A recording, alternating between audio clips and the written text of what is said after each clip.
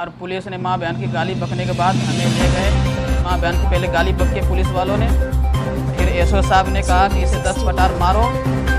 मारते जा रहे थे और कह रहे थे अब पढ़ाओगे नमाज, तुम्हारी हिम्मत कैसे पड़ गई। अगर उसको सस्पेंड नहीं किया तो उनकी FIR ने हमारी, और नहीं तो हम थाने का घेराव करेंगे, हम थाने का घेराव करेंगे जाके। मौजूदा सरकार के विधायक हवन के समय इस महामारी के दौर में पब्लिक को इकट्ठा करें तो पुलिस पर कोई फर्क नहीं पड़ता, सड़कें भरकर चलें, पुलिस को कोई एतराज नहीं, लोग समूह बनाकर बाजारों में खरीदारी करें, इससे न पुलिस पर फर्क पड़ता है न मीडिया की इस पर नजर। हाँ, अगर कोई बकरा ईद मनाने की कहे, कहीं मस्जिद में 10 से 20 लोग नमाज पढ़ लें तो फिर देखिए प्रशासन के गुस्से से कैसे भौएं चढ़ जाती हैं। फिर देखिए ये बिकाऊ चैनल किस कदर मचल उठते हैं, चैनल पर बैठकर एंकर जज बन जाते हैं, घुमा फिराकर उससे टॉपिक को दिखाते हैं जिससे विशेष धर्म की आस्था को ठेस पहुंचे।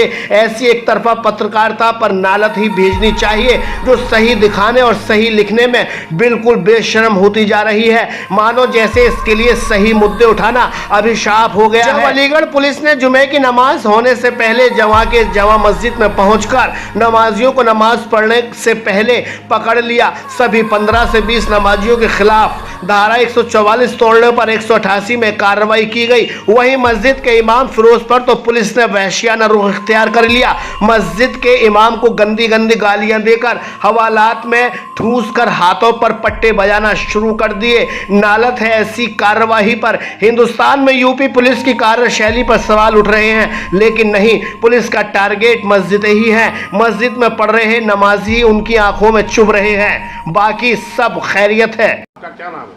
मेरा नाम है मोहम्मद फिरोज़। आप मोहम्मद फिरोज, आप क्या काम करते हैं? हम मस्जिद में नमाज़ पढ़ाते हैं, इमामत करते हैं। क्या पेश आया ये कि मैं अजान पढ़ने के बाद पुलिस आए वहाँ पे, और पुलिस ने माँ बहन की गाली बकने के बाद हमें ले गए, और 10-11 आदमी थे, उसे भी ले गए। वो सबको नाम पता पूछ के छोड़ दिए उसे, और हमें हवालात में बंद करके मुझे माँ बहन की पहले गाली बक के पुलिस वालों ने, फिर एसओ साहब ने कहा कि इसे 10 पटार मारो। मारते जा रहे थे और कह रहे थे अब पढ़ाओगे नमाज, तुम्हारी हिम्मत कैसे पड़ गई, सालो हरम खोरो, तुम्हारी हिम्मत कैसे पड़ गई, तुम नहीं जानते हो कि कोरोना की बीमारी फैल रहे हैं। तो मैंने कहा मैं तो ऐलान किया था, मैं नमाज अजान पढ़ के, तो मुझे ये मालूम नहीं कितने आदमी, लेकिन 11 आदमी थे, 11-12 आदमी, और नमाज हुई नहीं थी। अब पहले आके वो गाली बकने लगे और मुझे ज़बरदस्ती गाड़ी में बैठाने के, धक्का मार के बैठाने के बावजूद माँ बहन की गाली बकते हुए मुझे थाना ले गए। थाने से बंद किए, पहले मुझे बंद करने के बाद मुझे बेरहमी से मुझे पीटा। हमने कौन से डाका डाले थे या किसी को मैंने कत्ल किया था पुलिस की, तो ये तो ऊपर से ऑर्डर नहीं है कि किसी इमाम को या किसी धर्म के उसे मारें।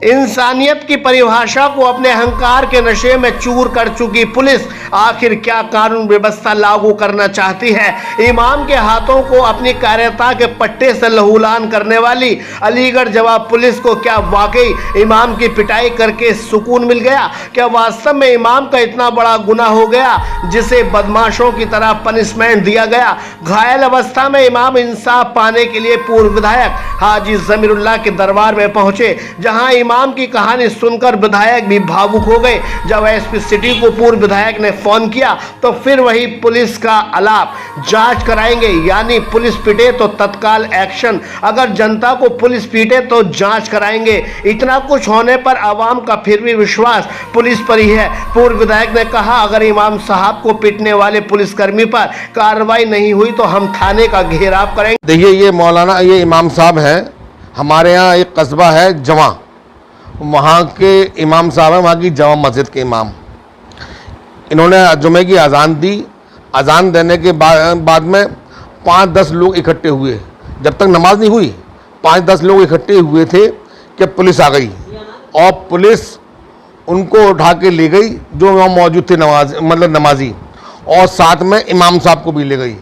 पहले तो उनको 144 में और 188 में जितने लोग थे उनका चालान किया, और इमाम साहब के साथ जानबूझ के बदतमीज़ी करी है, ताकि इमाम साहब एक इमाम जो होते हैं हमारे लिए काबिल एहतराम होते हैं, इमाम की हम हिफाजत करते हैं। इमाम हमारी जान से भी ज़्यादा अहमियत रखते हैं। इमाम साहब जानबूझकर एसओ ने या वहाँ के थाने के जो भी लोग हों जिनको हम सामने आने पर पहचान लेंगे, हमारे इमाम साहब पहचान लेंगे, जानबूझकर बदतमीज़ी करी और भद्दी भद्दी गालियाँ दी और इमाम साहब को बहुत बुरी तरह इनके ये सब हाथ सूझ रही।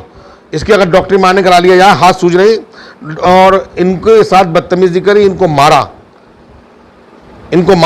अगर 72 घंटे के अंदर आज कल इतवार है, मंडे को सुबह तक अगर उसको सस्पेंड नहीं किया तो मैं एसएसपी साहब को बताना चाहता हूं, पहले तो उनकी एफआईआर लें हमारी, और नहीं तो हम थाने का घेराव करेंगे। जाके एसओ से कहेंगे कि इनको इंसाफ दे और जिनने मारा है उसके खिलाफ एफआईआर होनी चाहिए।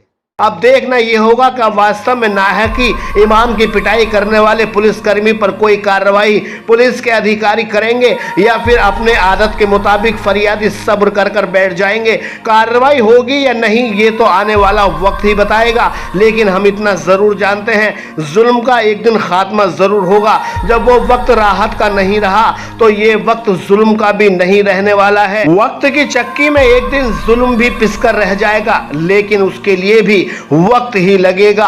अलीगढ़ से bureau report, India search news के लिए।